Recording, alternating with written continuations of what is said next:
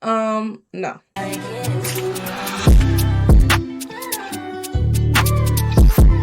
What up, y'all? It's your girl Naya Athena, and welcome back to my channel. Happy Monday. We made it. We back here again. Hope y'all having a great week so far. Hope y'all had a great weekend. And let's get right into this Avatar The Last Airbender live recap, episode 2. So boom, right out the gate, we meet Momo. They bring Momo in. I'm glad that they brought Momo in because usually when it's like little when it's like animals and pets and stuff, they don't usually bring all the like animals back like with all of its entirety and all of its storyline purposes. They don't usually be trying to do all that with the AI for the animals. So I'm glad that they bring it all the animals back, and I better see a lion turtle if they do take it that far. But yeah. So right out the gate we see Momo, and Momo looks really good. He looks really accurate to what I think a flying lemur would look like, and I'm not mad at it. So then we began this episode with basically the journey to Kyoshi Island, which is where they decide to go, and by they I mean Aang, Katara, and Sokka. They decide to go to Kyoshi Island just so that Aang can learn a little bit more about his past Avatar state, aka Kyoshi crazy self. So they go to Kyoshi Island. They're meeting the people. We see Suki, who is just the baddest. Suki is as bad as she is on the live action as she is in the actual OG film. Suki is one of my favorite like warriors like on there. Like she's that girl. I'm sorry. Like period. And they did a good job at reflecting that for her, honestly. And we also see on the flip side of that, though, while they're in Kyoshi Island trying to, learn more about Avatar Kyoshi, we see Zuko and Uncle Iroh go into a Fire Nation military base, undercover, low-key. Not undercover, but like undercover in the terms of not trying to tell everybody why they're there. And they're trying to find the Avatar because clearly they're close by, but they're trying to find the Avatar on the low. And, we see the dynamic between Zuko and Uncle Iroh, which is very accurate as to the OG film, which is basically just, Zuko being like, I have to go. And Uncle Iroh, like, teaching him, like, bro, you gotta chill out. Like, let me show you the ways of the white dragon. Ain't that what they call him? The white dragon? Something like that. Yeah, Uncle Iroh trying to teach him, and he actually is learning a little bit. So I like that little dynamic that they were showing within these scenes. Mind you, within this episode, they're flip-flopping back and forth between perspectives. So while we see Zuko and Uncle Iroh trying to figure out where the Avatar is, we go back to Kyoshi Island with Aang and Katara and them just kind of like bonding over their waterbending. And also, we see Sokka bonding with Suki over being warriors. And it's real cute. It's real accurate to the OG film. I'm obviously going to be comparing this to the OG film like the entire time. But I feel like it's super accurate. And so I'm enjoying it. I'm glad that they really captured every scene within the OG film and put it live. Like, you know what I'm saying? It's not like they like try to write their own script with it. So I appreciate that. Like, I can't even be mad at it. Like, I will never be mad at it. Why would I be? Like, be for real. We see and we also see like, I don't know if y'all remember, but y'all know like how in the intro to the OG film, like the intro of like the water, fire, and it's Katara talking or whatever.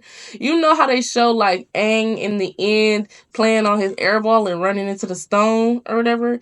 They emulated that particular like part of the intro and put it into this episode when he was at Kyoshi Island playing with the people of Kyoshi Island. And I think that was really cool. That was really neat. Little Easter egg. Like, I appreciated that. That was cute. And it looked really cool. Like, the AI part of it, or whatever they use, the special effects part of it was really dope. So, I appreciated that for sure. We also see Aang finally decide to go to the shrine of Kyoshi, which is the huge statue, which also looks freaking amazing. Like, very accurate. And we see him learn to like quiet his mind in order to connect to Kyoshi. Now, I just find it funny. I ain't gonna say I never thought about it because I've literally watched the show like a million times. But like, as I think about it further and more, as I've watched the live action, Kyoshi being the first avatar that Aang connects to of all the avatars before him, like, that's low-key crazy. Like, because Aang and Kyoshi are such, like, opposite sides of the coin, and it's just so funny to me how, like, it wasn't funny. It didn't look funny in the live action. Like, that thing looks scared. Like, I would be scared. Like, could you imagine being this peaceful monk and you talking to your past avatar and they're like, only justice will bring peace? Like, why is Kyoshi so intense? Like, oh my gosh. Like, I knew she was intense, but damn. Like, she's intense for real. And I just find that so funny. Like, how that was the first avatar that Aang spoke with. But yes, we see him talking to Kyoshi, trying to understand things that he doesn't know. And I guess during this time, Kyoshi does end up telling him that he can only connect with past avatars if he's at their specific shrines. So I found that very interesting, and I didn't know that that's what she said when she was talking to him in the avatar state, but he ended up repeating it later in the episode. So we just gonna put a pause on that, but just keep that in mind, y'all. Just keep it in mind. So boom, we see Zuko and Uncle Iroh trying to race to the island to get there before the General Zhao, trying to get there before General Zhao does to capture the Avatar. They're rushing there. We see Zuko traumatizing Katara, like, with his anger and his fire bending, which looks super cool, by the way. And we also see the Kyoshi warriors in action. And so Suki is one of the head Kyoshi warriors, and her mother is like the Kyoshi warrior protector of the island, like the lead protector of the island.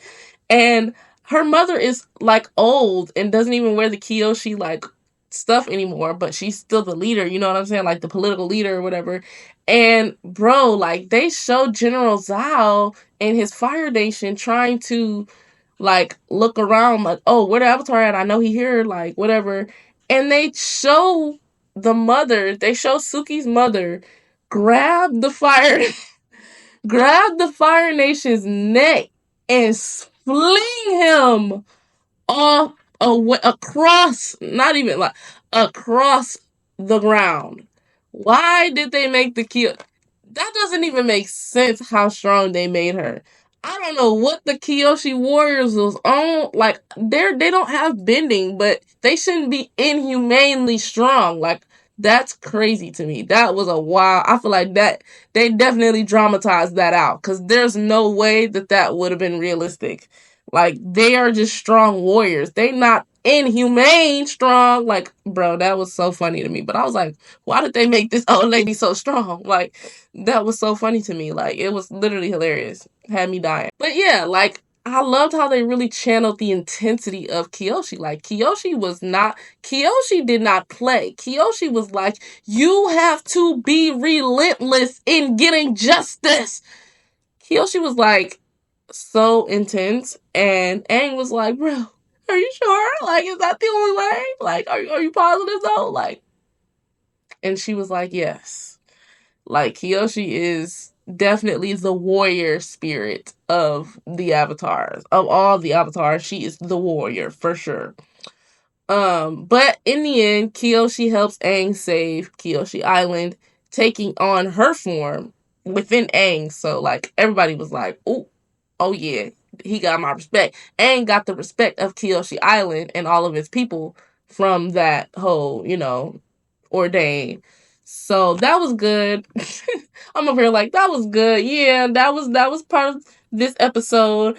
And then on their way out of Kyoshi Island, this is when Aang again mentions to the rest of the group that Kyoshi said basically he has to go to a specific shrine to channel that specific avatar. And it made me think immediately, because this was one of my favorite episodes. I'm not even gonna hold y'all. It made me think immediately of a further episode. I think it's probably in like the last book. It gotta be, or I don't know, but I feel like it's in the last book, where he is on a huge lion turtle. And that just so happens to be, I was thinking like, okay, so that must have been the first avatar's shrine, a lion turtle. And it was, and it made sense. It all like, it was a full circle moment for me. And I was like, wow, like I can't believe I just thought of that like right now as I'm rewatching the first book and in live action, you know what I'm saying? So that's the one thing about live action. Like sometimes it make you realize stuff you didn't even think about in the original films, even though you watched the original films 1,000 times. Because when I tell y'all I've watched it 1,000 times, I've watched it 1,000 times. But yes, I that's what happens when you have a good live action show. So, and then at the end of this episode, we see General Zhao has written to snitch on the Avatar to Fire Lord Ozai, of course, and that was that, you know? That ends episode 2 of Avatar The Last Airbender live action series remake.